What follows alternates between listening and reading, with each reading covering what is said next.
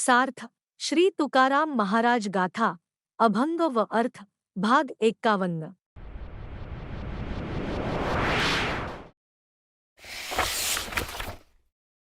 अभंग क्रमांक 151।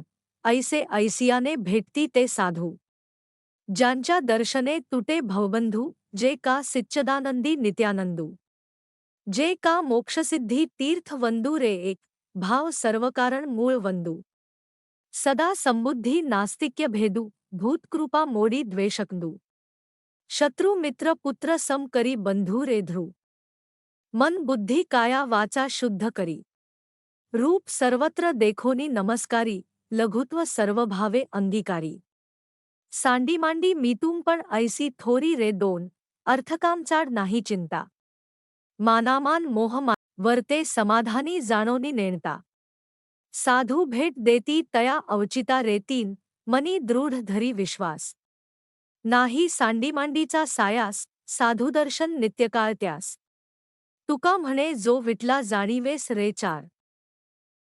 अर्थ जे आपल्या आनंदात निमग्न असतात, ईश्वरचिंतनात ध्यानमग्न असतात, त्यांच्या ठिकाणी नेहमीच सच्चिदानंद पद असते, त्यांच्या पायाशी सर्व तीर्थ व मोक्ष असतो, अशा साधूंच्या दर्शनाने सर्व पाप नाहीसे होतात व भव बंध तुटतात। त्यांच्या ठिकाणी तू एकनिष्ठ भक्तिभाव ठेव, कारण त्यांच्या ठिकाणी स्थिर बुद्धी, नास्तिक्यभेद करणारी बुद्धी आहे। भूतदया धर, मनातील द्वेषाचा कांदा फोडून टाक, शत्रू मित्र पुत्र या सर्वा प्रती संभाव धर रे, तू सर्वभावे लहानपणाचा अंगीकार कर, अरे तू मी तूपणाचा लहान मोठेपणाचा त्याग कर।